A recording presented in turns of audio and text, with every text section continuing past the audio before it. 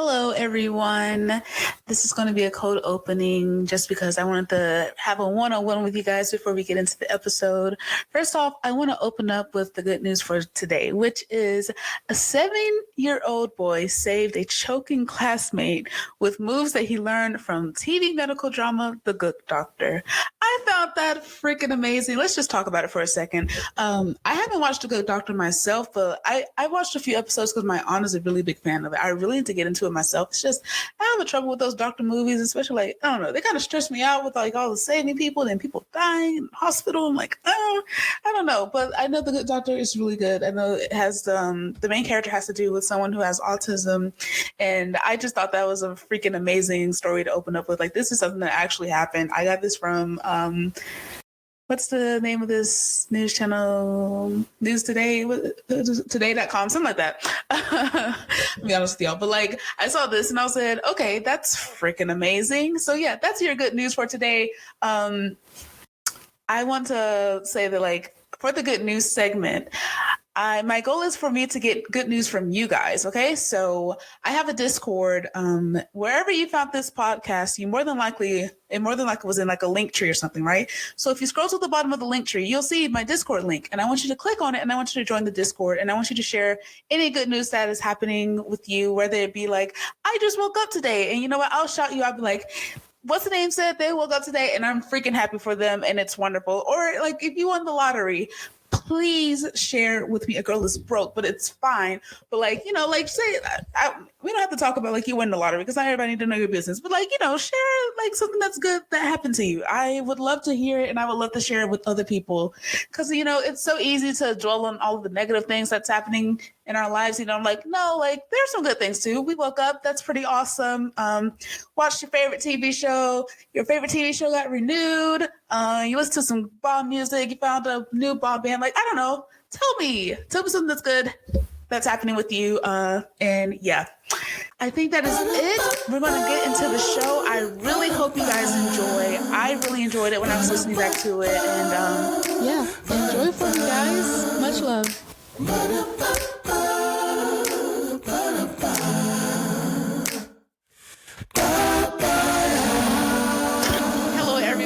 Welcome back to Black with No Tact. I am so glad that you have decided to listen today. So we have a very interesting podcast today that I'm really excited about. It's one of my bestest friends in the whole wide world, Deontay, who is going to be talking with me about developmental psychology, which is basically happened to us as we grew up and how it affects us now and like just like going through all those stages. So Deontay is one of my closest friends. We met in college at the University of Montevallo. I do not go there anymore. GG's to that. She left us. Pico GG's. Before we get into the topic, Deontay, what's your major? I'm currently a psychology major. That's wonderful. And I am a psychology minor, so you know more than me, and I'm really excited to talk about it. You do. It's fine. So what made you want to be a psychology major? I'm the minor. Really, I love helping people. I love listening to people and trying to help people figure out what is the best way to go about what they need to do next. And I felt like therapy could help me do that. And like I said, I love helping people. Facts. And we all need therapy. Yes, we do. Need it. So in your own words, how would you describe developmental psychology? I would describe developmental psychology as it's pretty much self-explanatory. The name explains it basically. Facts. Yeah. Just how we develop, right? Yeah, pretty much. Yeah. We're going to get into the topic of developmental psychology. I want y'all to bear with me. This is my first time having a guest. I'm going to be completely honest with y'all. I don't know what I'm doing, but I kind of know what I'm doing. We're going to see what happens. Yay, go team. So developmental psychology, as we know, it's really a broad topic. In Deontay and we're just going to be skimming the very brim of the subject, okay? So this is a disclaimer. We are not certified specialists. We do not have our degrees. We're just students who took a class about developmental psychology, and we want to talk about it. That's it. Very, Okay, very so true. like if we say something wrong, which I highly doubt we will, but like we're still learning, we're still in school, but This it's is just true. an interesting topic to talk about. So yeah, exactly. But this is just we're going to be giving our hot takes on it, how it affects you, how it affects us, and hopefully it'll make you think about your childhood a little bit more. Which I mean, it's a hard thing to do, but a lot of the time that's like where we find all of our deep problems just kind of buried in there in our childhood. And hopefully once you listen to this, you'll be like, wow, therapy is a wonderful thing. Let me go try that out. Because yeah, I feel like everyone needs to go into therapy, like actually go see a therapist, but that's a conversation for another day. So the person that came up with the stages of developmental psychology was Erik Erikson, right? And Yeah, yeah. yeah. And so he himself was a developmental psychologist, which is really helpful. And I'm just going to dive into the first stage, which is the initial stage of trust versus mistrust. And that's kind of when we start to find a sense of who our caregivers are and such. And this is usually around infancy. So like, I mean, if you have a baby, like, they'll kind of recognize who their parents are after a while. Like, if you give them to a stranger, they'll be like, what the frick are you doing? Let's not do this. And I think when I first started like thinking about it and reading about it in the class, I found it interesting. I was like, I knew like if I could trust people as an infant, that's kind of wild to me. What do you think? Uh-huh. I mean, it is very weird. It's very, it's trippy. Yeah. It's very trippy. Yeah, it's just like our brain could process stuff like that. Like, cause like when you see a baby, you're just like, this is just like a little cute ball of skin. Like what? Like there's nothing going on in there. Not yet, but there's actually a lot going on in there, which I never really thought about. Yeah, it brings a lot to the talk about nature versus nurture, and in developmental psychology and in psychology in general. Yeah, that is a big conversation, and this is where that comes. Well, this is a part of that, in the fact that like it's like how is that possible? You think that would be something you got to learn, or not something that's that natural, but it's apparently downbred within you.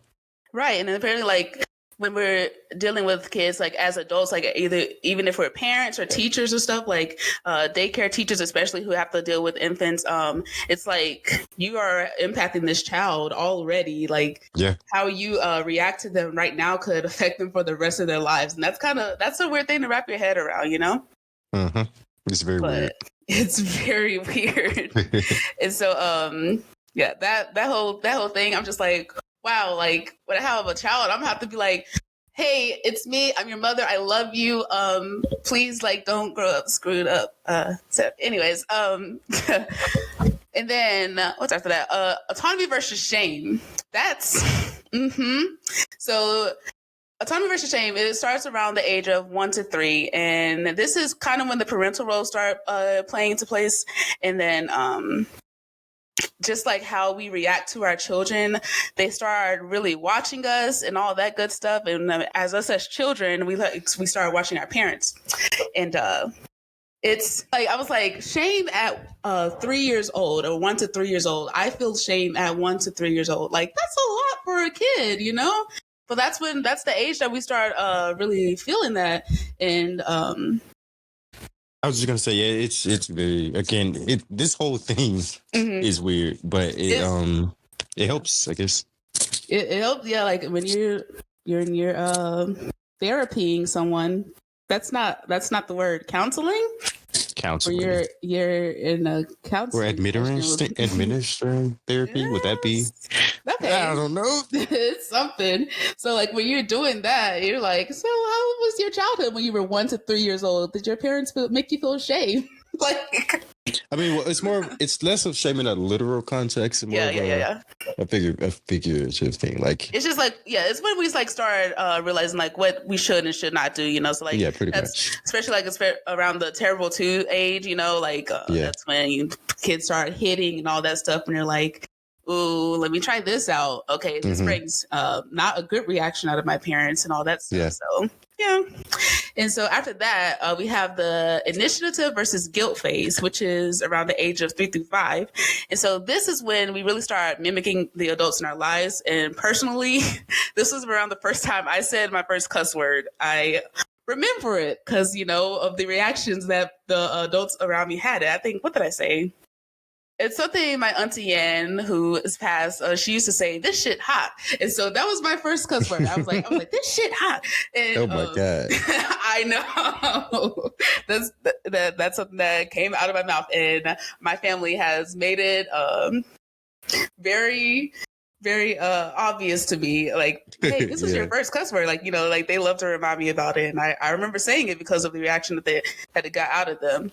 Yeah. But like, of course, we start doing this stuff around 3 to 5 because we're just mimicking what we see from the adults in our lives. And so at the same time, it's like, why are you mad at me? I'm just doing what you're doing, And of course, like we see that a lot. Even at this daycare that I would go to, like they had a child who would be saying bad words and stuff. And it's just like, well, can you be mad at the child? Because obviously they learned it from somewhere.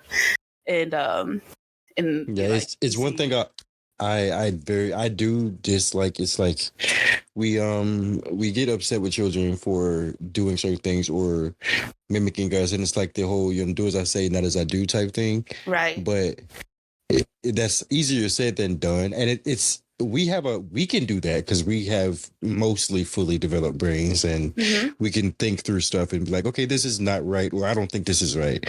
But a child can't necessarily do that early, and so they do what they see us do because we're functioning. Yeah. And so I just never like the idea of penalizing or what's the word when you disciplining a child for doing something like that, following after what we do and expecting them to just understand that it's wrong if we continue to do it. Right, exactly. I think there's because you do want to tell them no, don't do that, but you have to be able to do it in a way, in an understanding way, because especially don't be a hypocrite. Exactly, that, and that's when the trust and stuff comes in too. Wait, I can't trust you because you telling me not to do this, but then you do this exact same things, and I feel like that's how we form trust issues later on in our years. Yeah. I really do hate seeing parents get onto children for stuff that you see them do. Now they're just doing it. That's different. But if they don't understand, then facts. Because some kids know, and then they'll keep on just because they're like, this is a reaction that I'll get out of them. But then, that's a problem in itself. So, yeah. And then, let me see, ages 6 through 12. That's when we experience the industry versus inferiority stage. And so this is where children start building self-esteem when they become more aware of the opinions of their peers. And if you're me, that's where it all started going wrong. Elementary school was definitely a time. And I think, honestly, learning about this stage, it kind of feels like the make or break stage for a lot of early adult, and mostly the age where people have to find themselves and healing from, you hear a lot of people saying, well, I was bullied in elementary school. That's when you really start getting a memory too. You start remembering all of the stuff that happened to you. And so you have to work through it. Right. Yeah. Yeah. Yeah. So it's a really complicated age. And then you're about to hit the preteens and all that stuff, about to go through puberty, 6 to 12. A lot is happening around that time. Wouldn't do it again. Would not do it again. I would not recommend. Elementary school for me, I was in the office a whole lot, but it wasn't even because I was doing stuff. It was just people they just like to bully. And so I understand the being bullied side, but where does the developmental psychology come in for the being bullied? Do you know? For doing the bullying. So you mean where what part? What causes people to do it? It would probably come from the stage right before it, which would probably come from the initiative and guilt stage of them. Yeah. A lot of what we think it is, or I'm not going to say we because it's not. I'm not I'm not a professional yet, but a lot of what we learn is that it probably comes from them mimicking things that are happening at home or in their personal life in general, back at school. And so that would be the earlier stages in the life of initiative versus guilt. And then bringing that over into the school stage where they're like, okay, well, I do this at home, or this is what I see at home. I can do it here. And after doing it so much, it just becomes, automatic at that point. All these people. Definitely learned behavior. That's a topic we learn about a lot. For sure. Learned behavior. That means really all your life is.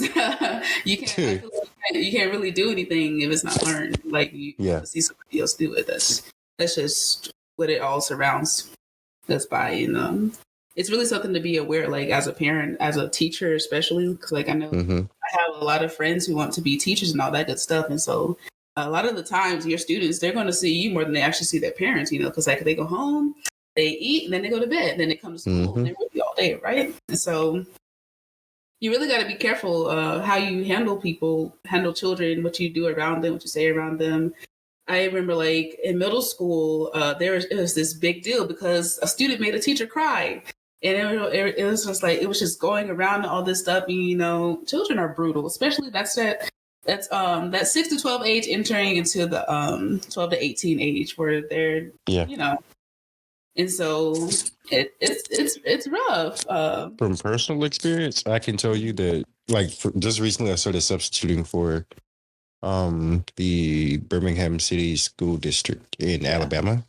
And I did the summer program where we worked with the kids with Legos and they built stuff to try to help them develop their motor skills. And we worked with ages, I think, like from 1st to 4th or enrichment or whatever. No, kindergarten and up to 4th. And I can tell you, those kids are brutal. They have no filter. There's something. Talk and about I can't no even tact. imagine. No tact. I can't even imagine now, especially like kids that have like phones and all that good stuff, that all the access that they have to seeing like what other people are doing in the world. Like, because social media wasn't really a thing when we were, and it was kind of becoming a thing, but it just like wasn't. Not for us. Yeah, it wasn't like as big as it is now. Like it wasn't as accessible to us. Like I had a phone, but I couldn't even download apps. Like I could only contact my parents, and that was pretty much it. Like our parents had MySpace and Facebook and stuff like that, and we knew about it, but we didn't use that stuff. Yeah, we couldn't use it yet. And then around the time we got to middle school and high school, social media picked up and stuff. And that's when the stuff started getting weirder.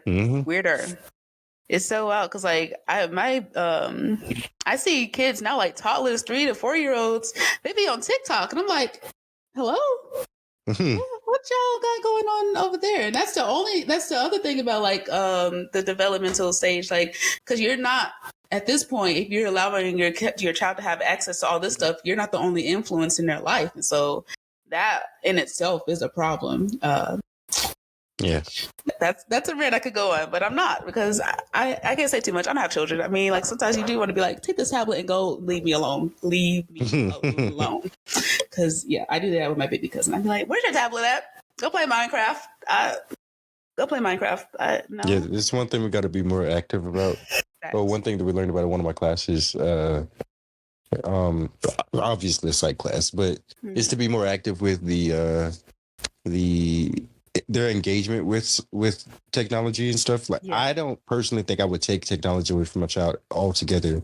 You guys don't have to follow this. This is just for me personally. But we learned that like just the issue is that we just give it to them and just send them away without any actual interaction with them. And with it. So that's where the problem comes in. And exactly. Just be so ready to be done with them. And I don't know. It's just like there's no kind of patience anymore. And I say that for myself too. Like I'd be like, Minecraft is such a fun game. Go play it. Here's my laptop. Here you go. Have fun. Don't ask me no questions, because he can't even read or anything. So he's like, how do you do this? I'm like, I was like, press all the buttons until it come up. Press all the buttons until it pop up. I don't know how to get to your inventory. Try E. I don't know. But it's wild. Just all the whole social media thing in general, and how it's affecting younger kids already. Like at first the It's problem was crazy. like the problem was teenagers, preteens, but like no, like these babies have it. Like they really be on TikTok. And I'm like, my it's not. And then the YouTube kids, I was watching I was sitting in the kitchen and my aunt, she has one of those refrigerators that have a TV on it. So my cousins, they like to watch TV while they're eating cereal. Yeah. But my cousins, they like to watch TV when they're eating cereal, right? And they put on YouTube Kids, and there was like this pregnant Barbie, and I was like, "Why is Barbie pregnant?" And then it was like a pregnant Spider-Man, and I said, "What is going on?" And this is something to be on YouTube Kids. I'm like, no, I thought that was regulated. Apparently not. It's just like I don't. It's they be having some wild stuff on there, and I'd be like, turn it off, putting on VeggieTales. I don't know what y'all got going on, but not this. Yeah. We gonna watch some VeggieTales. We're gonna learn about Jonah. I'll see. Listen, I love me some VeggieTales, and I love the Jonah movie. I used to watch it every day. Jonah was a prophet. Ooh. Can I get copyrighted? Let me stop. Yeah, you probably want to stop. Yeah, we're gonna stop. Anyways, the next stage is identity versus role confusion. It's something that I could talk about all day, and it's honestly something I feel like I still struggle with. And this is for the age group of 12 to 18, and I'm about to be 21 years old in September. Yeah. But it's mostly like when we find and express our identity, and that in itself can be a lot, because like I feel like the question of who am I can really last like your entire life. I guess it's kind of just finding out like, I don't know, maybe just seeing your place in the world. But I feel like even then, like that's still a question that could be held for a long time, because I have that question, you know? With the identity versus role confusion, it's more like obviously, something I recently learned was that specifically we were talking about gender identity and how what we see in the world right now, the heteronormative ways that we have right now are usually pushed. And so it was believed, not necessarily believed, but it was just normal, quote unquote, normal for a person, let's say for a boy and a girl to like each other. Yeah. And that to be the normal way, and you wouldn't expect anything different. And so when you see that in a child, it's like, oh, okay, you have a little girlfriend or a little boyfriend or whatever. And then later on in life, we get upset about that. But regardless, we were learning that while that is the norm, or it's not the norm, it was forced as the norm. And so now we're seeing like a lot more. Yes. You're doing a lot more diversity in gender identity and gender understanding, and actual children trying to figure out, well, who am I at a younger age? I'm talking like even 5, 6, 7, 8-year-olds are like, I don't feel right, or this feels weird, or the things you're giving me and telling me what they're for doesn't necessarily feel like what I like. So is there something wrong with me, or whatever have you? And then this stage really solidifies that, where it's like, if you aren't secure in where you are, you'll be searching a lot harder. And you'll feel as though you don't belong anywhere.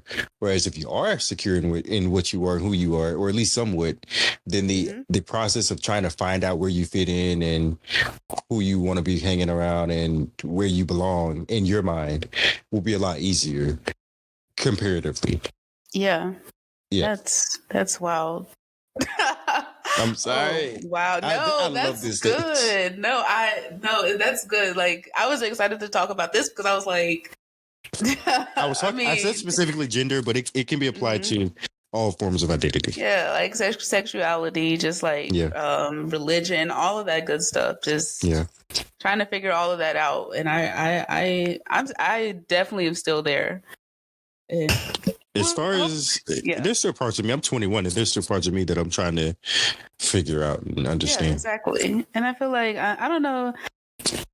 I wish I could talk to Erickson and be like, "What you mean about that? Because why am I still here? Why does it stop at 18?" I would definitely look at other. This is for UCC and for you guys too. But like, if you are interested in it, I would look at other different theories that we have for developmental psychology. And look and see if you find any that are that might have a more up to date. Yeah. Yeah, see, because this is the one that we talked about in my class. Yeah, I got you. Yes. This is the one that we talked about in our class, But yeah. I do need to dive a little bit deeper because like that in itself is a lot. Which I just can't think of any off the top of my head, but I just know that like there are some people. There have been some doctors and psychologists who've tried to expand on this. Yeah, and I have no idea whether or not it's been successful. I can't remember. Mm-hmm. Yeah, I got you. I'm sure there is something. I think like this is the one that stuck with everyone though, just because like it's just so plain and like right in your face. It's like this and that happens, and I think that's easier just for us to comprehend. But yeah, that whole identity versus role confusion. I mean, like I think there is a point where I did come to a conclusion. I was like, okay, so like I'm here to do this, like. I'm the oldest grandchild. I'm here to like set an example and all that stuff and be there for them. So like I feel like that's kind of the role that I finally found for myself. And then the only like complication that I have is like when I bring religion into the mix, which like it can be a complication, but it can also be like a finalizer, I guess you could say. It could be like, yeah, so this is why you did this, like it could be like confirmation for God and all that good stuff. Yeah. It's something that I'm still working on, still learning. But yeah, I love that. I love that entire like section, identity versus role confusion. I'm pretty sure I wrote my paper on that in the class. We had to choose one of the stages to really go into, and I was like, this one clicks with me.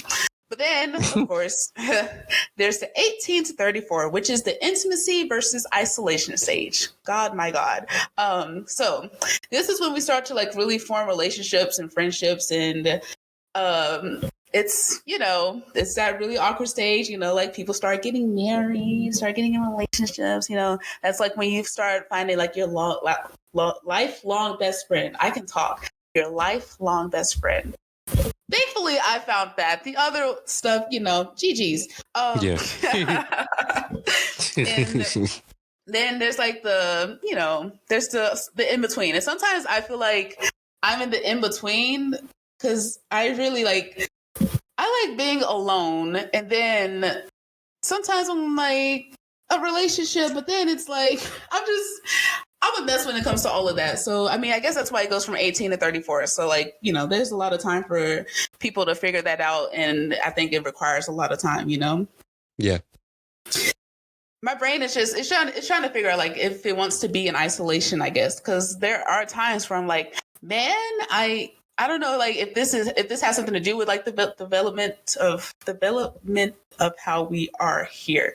That's a sentence that I'm not sure is correct, but it's definitely a sentence that I just came up with. But like, what happened with me being here? I guess I don't know, like why I want to be alone a lot of the time. Like know like about my past relationship, where I was just like, I'm not feeling it. Like, like I don't really know if I want to be with anyone right now. Which is fine, and I think that's what a lot of people are afraid of. We've normalized the idea that everyone should be in a relationship, or that everyone should have their person, and it, to me, in my opinion, it mostly comes from the idea that everyone like should be in a relationship, specifically men and women. But even still, like the idea that even if I don't like, even if I'm a man and I like men, or I'm a woman and I like women, or pansexual or whatever your sexuality may be, we feel as though we should be in a relationship. But sometimes, maybe it's okay just not being. I feel like we should express, even though I'm happy in my relationship, I'm not leaving this. I do feel like we should make it more normal to express the need for, people to, it's okay to be alone. It's okay to be by yourself. Yeah, so that's the intimacy versus isolation stage. Like, I really I used to be weird about friendships because like I just didn't want people like that close to me, and I think like that, of course, like goes back to the whole trust and mistrust, which is what like the second stage, or not the trust, you know what I mean? The trust versus, it's that whole thing. Like, we start the trust the adults in our lives and all that good stuff. And so I'm like, but a good thing to look at for that I know of, which I don't know if it is a part of, well, it's developmental. It's definitely developmental. Look at maybe look into your attachment style.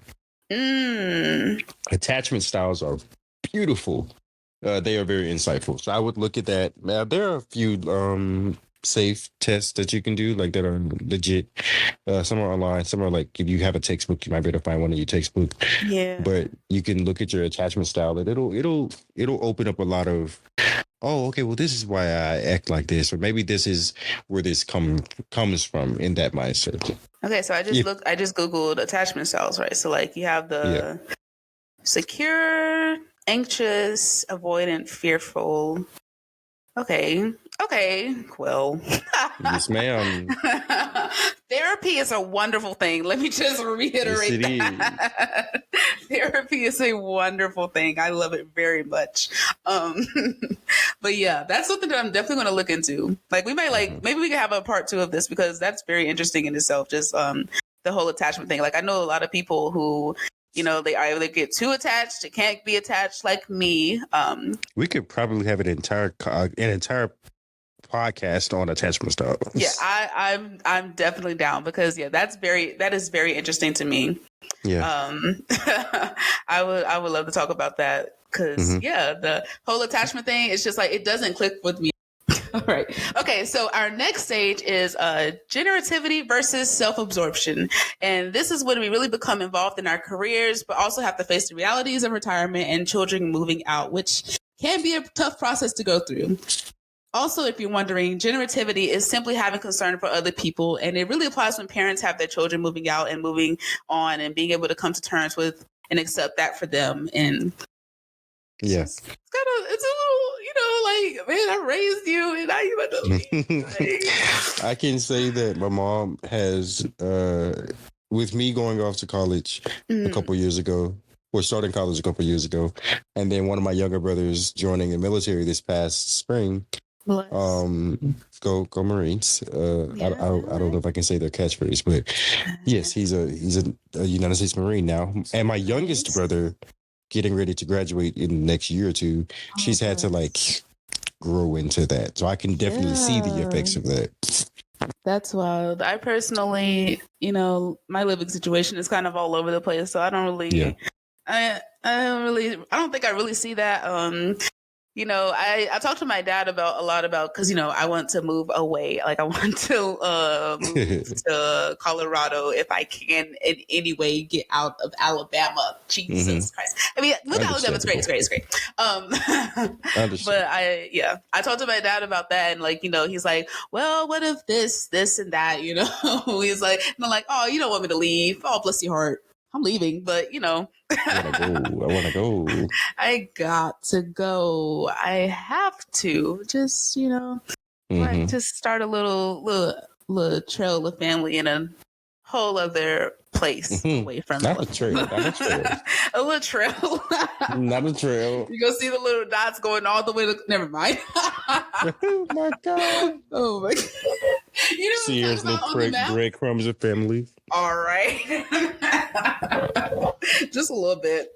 Just a little. Okay, anyways. But yeah, so I think that's when, this is like, when I think of the self-absorption thing, what is it called? Like, when you have those moms who are like real attached to their sons. And so like when their sons start getting married and stuff, when they like start doing all that good stuff, like they're kind of creepy, a little sus, you know what I'm talking about? Very creepy. Yeah.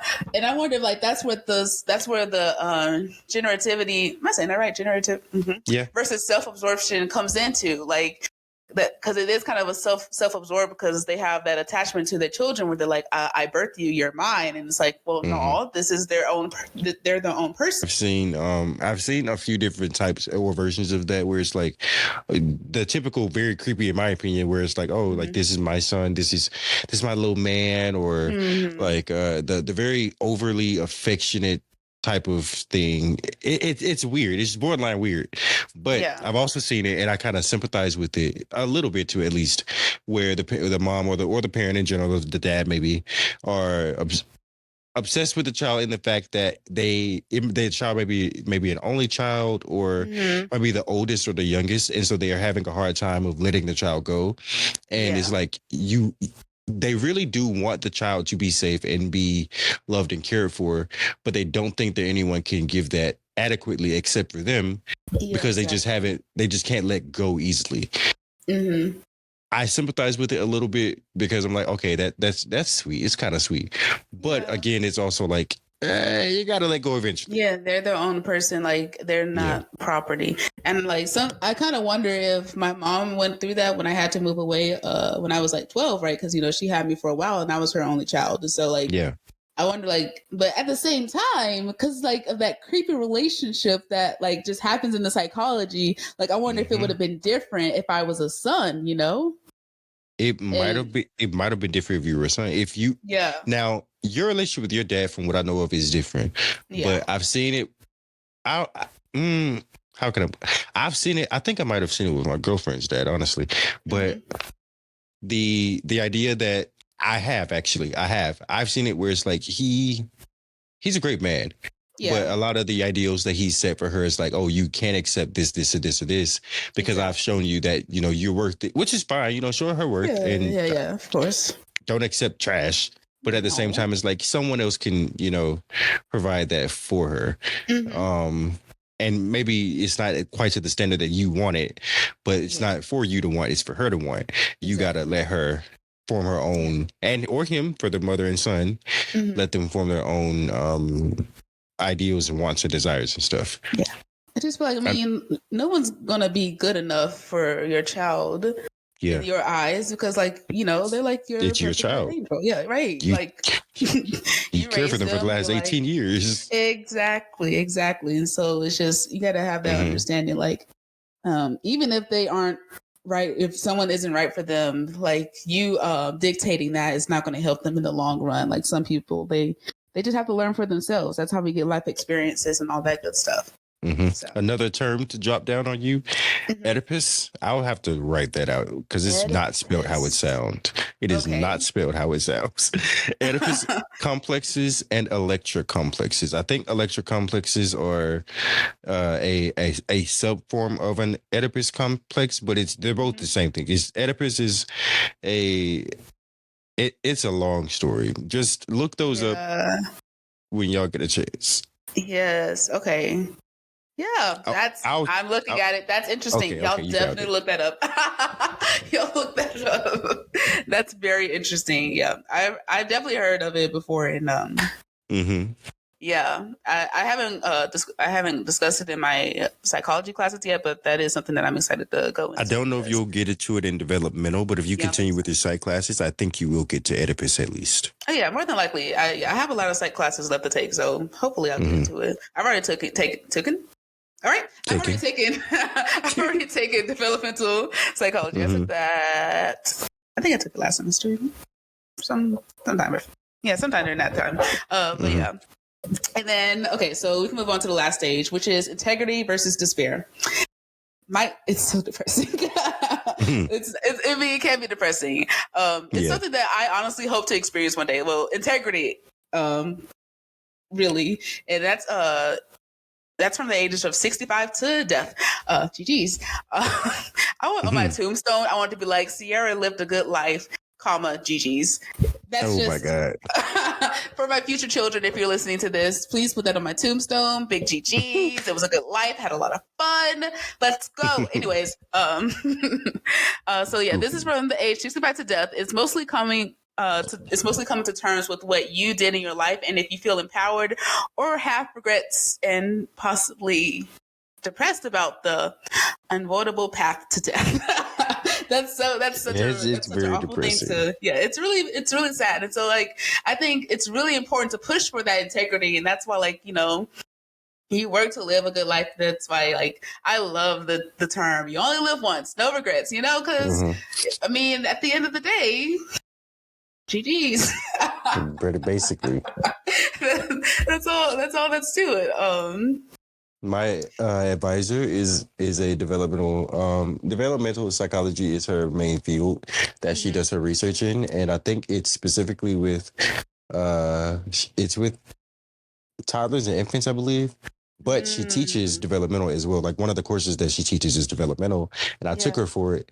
And when we got to death, before we even got there at the beginning of the semester, she was like, "It's going to get very depressing at the end of the semester, and it's not on purpose. It's just how it is."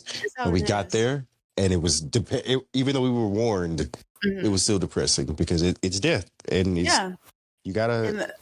That's why you gotta lean for that integrity part, because I personally really want to be able to look back and be like, period, I did that, I did it, I'm ready to go.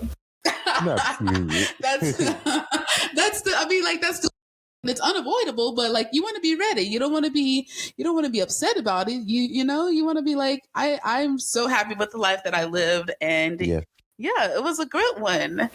I get that.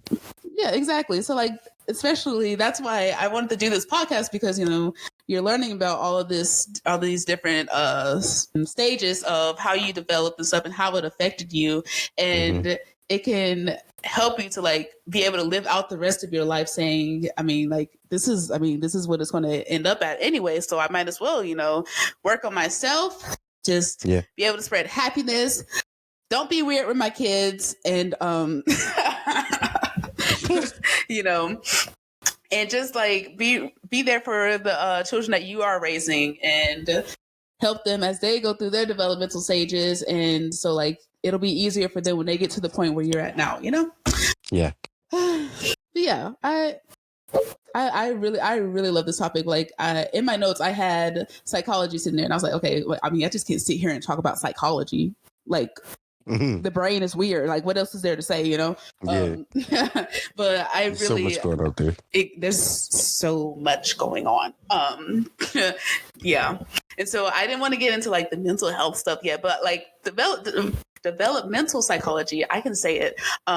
It is so interesting to me. Just like when I took the classes, I was like, whoa. That's what's you do learn a lot now. Yeah, it's really like even like dealing with kids and stuff. I feel like everyone needs to take it. Everyone should take it. If not, just listen to the podcast. We basically did it all. I'm kidding. Oh my God. Take the class. No, take the class, or read about it, read some articles. Like, as I said, we just skimmed the very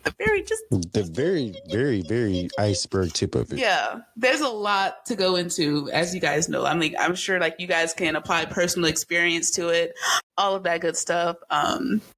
Yeah. So to wrap it up, humans are weird. I'm kidding, kinda, but I just think that like learning about all these weird things that we do as we grow up and become who we are today is just so interesting. And it kind of just like, it's like, oh, that makes sense, and at the end of the day, it's all science. In my opinion, like that's what it all comes down to. It's just like it's these things that's happening in our brain. A million, billion, trillion people have gone through it themselves, and here we are going through it ourselves. And it's just really good to learn about. And so, yeah, I really fell in love with it. Not just because it helped me learn about myself, but, just like how I should be talking to all the children in my life. Because, I'm the oldest grandchild, as I said before. And so like I have my 14-year-old brother, I got the 10-year-old, I got the 8-year-old, then I got the 5-year-old baby cousin, then the 3-year-old baby cousin, all of them who I'm like a normal constant in their life. And so in their lives. Yes. And so I really just want to be able to like say, hey, it's going to be okay. First of all, and like, this is why you're experiencing what you're experiencing, but also like give them the tools that they need to like not have to go through certain things as they're developing, like I want them to be able to have that trust, they're past the infancy stage, but I feel like they're fine. But all the other stages that they go through, I don't know, I'm going to carry around a crucifix from the 12 to 18 stage. So the 12 to 18 stage, I don't know. Got to pray for that one. If they say something slick to me, I'm gonna be like, well, no. That's the joke. But like, you really got to be understanding, because that is the identity versus role confusion, which is like they're trying to figure out like what's going on. And it's a lot going on, especially now. There's a lot of stuff that's being put in their heads, which is great. Also, it's great, but also, you want to introduce them to things a little slow, but I just want to help them and just help whoever I come across live happy lives, build healthy habits, and not have trust issues. Because I feel like that's such a big one to me. I don't know why, but like the whole trust issues. Because trust issues. You come across people so much, and so like there's just, I feel like if you do have trust issues, there's also like this consistent anxiety, that comes with having to live that life. And so I really and it's hard, especially now, like it's hard because people are crazy. Last regards, words, whatever. Nothing that I can think of. All right, I did a lot of talking. I this need is some really water. Thank you. I'm so happy. I'm so happy that you decided to do this with me. Like this is a conversation that I was really excited about. So thank you so much for joining me. My voice cracks so much, but thank you so much for joining me in this. Thank you for having me. You're the best. Thank you, Cece. You're welcome. This is fun for me too. I'm so happy. All right, guys, and that was the podcast. I really hope you enjoyed it. I really enjoyed it myself, listening back to it. I really enjoyed Deontay. I'm so grateful to him for being my first guest on the podcast. He's freaking amazing. I can't wait to have him back so we can just be nerds and talk about more psychology stuff, especially as I learn more, as he learned more. It's going to be amazing. I do want to plug him. He did not ask me to do this, but please, my friend does stream on Twitch. And I know a lot of you people that are listening, y'all are some gamers. He's a streamer. His stream name is Midnight TG. It's MIDNITETG. I do mod for him. So if you come in there, you're more than likely to be modding and you can say hi. So yeah, I hope you guys enjoyed it. I'm going to close out with a joke just because I want to make y'all laugh. And it really made me laugh.